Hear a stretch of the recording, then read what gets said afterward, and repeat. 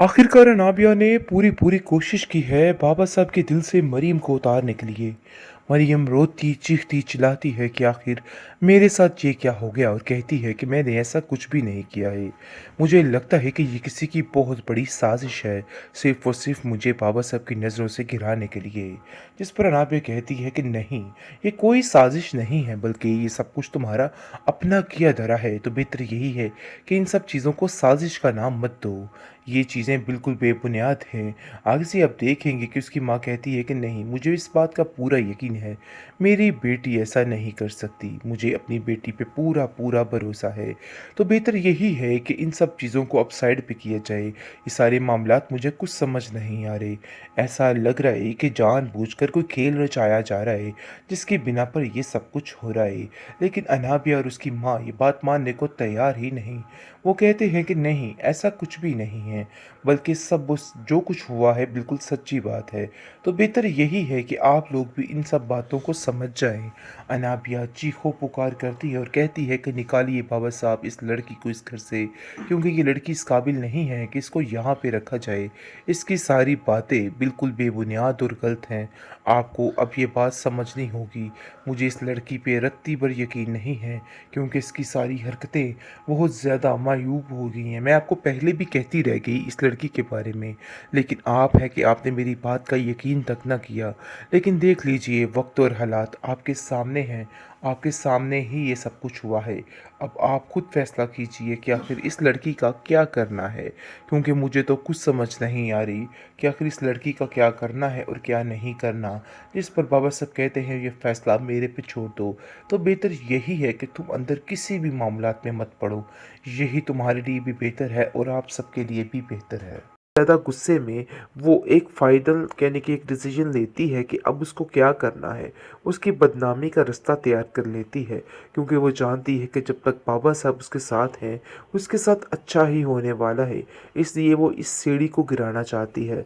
उनकी नज़र में उसको गिराकर ज़लील करके रुस्वा करना चाहती है। सो उसने ऐसा ही किया। अपने आए ऊपर यानी कि अपने एक भेजे हुए बंदे को उसके मुंह से मरियम का नाम उगलवा कर वो बहुत चीज़ बनकर बाबा साहब के दिल से उसको उतरवाने की कोशिश की है। वो काफ़ी हैरान हो जाएगा और कहेगा कि मरियम, मुझे तुमसे इस बात की उम्मीद नहीं थी। आखिर ये सब कुछ कैसे हुआ? मुझे तो यकीन ही नहीं आ रहा कि तुम ऐसा कैसे कर सकती हो।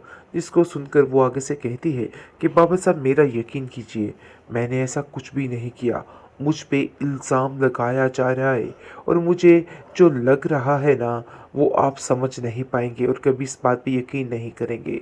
जिस पर उसकी माँ कहती है कि ये झूठे बातें बनानी और ये सारी मनगढ़ंत कहानियाँ बनानी बंद कर दो। अब तुम्हारी यहाँ पे एक नहीं सुनी जाएगी। बस अब तुम्हें जो कुछ सोचना है ना, अपने दिमाग से सोचना होगा। अब तुम मेहरबानी करके यहाँ से चली जाओ और कभी बाबा साहब को अपनी शक्ल न दिखाना, क्योंकि तुम्हारी वजह से आज हमारे घर में इस कदर ज़िल्लत आ चुकी है कि मुझे खुद कुछ समझ नहीं आ रही है। लेकिन वो ये नहीं जानती कि ये सब कुछ करके वो सिर्फ़ और सिर्फ अपनी ज़िंदगी में तो कामयाब हो सकती है, लेकिन उसकी ज़िंदगी में सानिया पैदा कर रही है, क्योंकि बहुत जल्द शावेज़ के दिल में उसके लिए मोहब्बत पैदा हो जाएगी।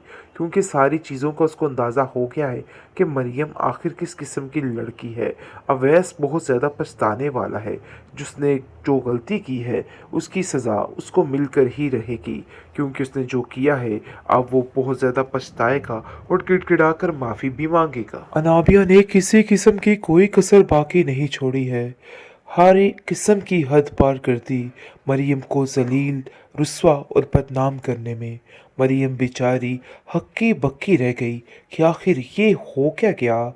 उसको यकीन नहीं आ रहा कि कोई इस कदर घटिया भी हो सकता है, क्योंकि जैसे ही आप देखेंगे कि वो देखती है कि शावेज़ के नज़दीक मरियम का आना जाना बहुत ज़्यादा हो चुका है, ये बात उसको बर्दाश्त नहीं होती।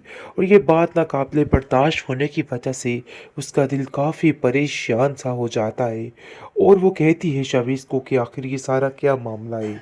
क्या जो मैं अपनी आँखों से देख रही हूँ, ये हकीकत है? आगे से वो कहता है कि तुम मुझसे किस टोन में बात कर रही हो?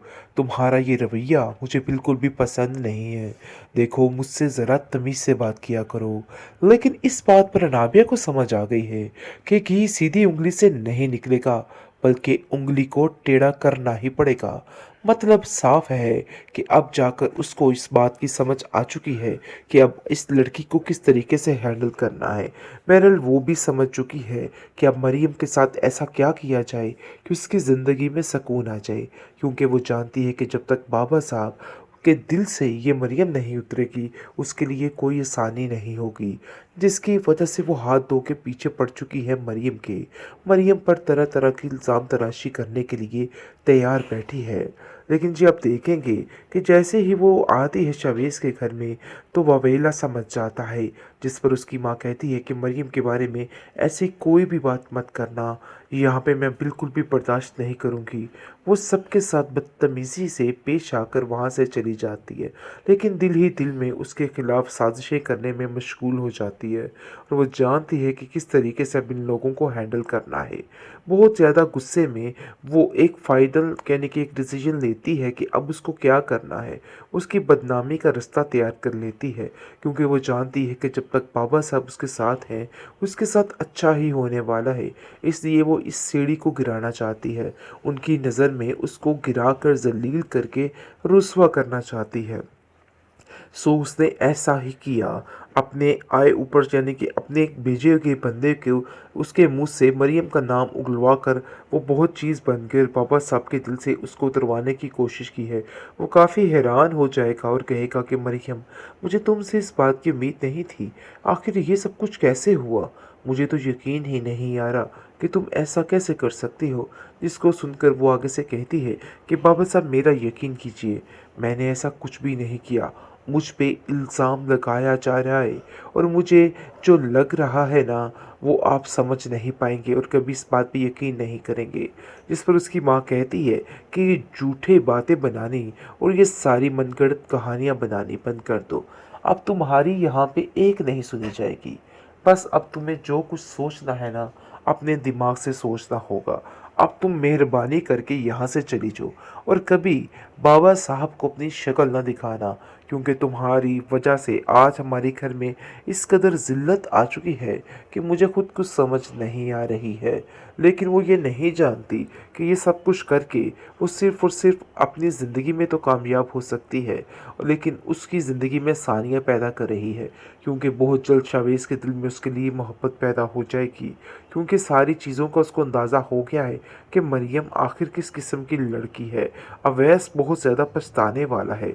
जिसने जो गलती की है उसकी सज़ा उसको मिलकर ही रहेगी, क्योंकि उसने जो किया है अब वो बहुत ज़्यादा पछताएगा और गिड़गिड़ाकर माफ़ी भी मांगेगा।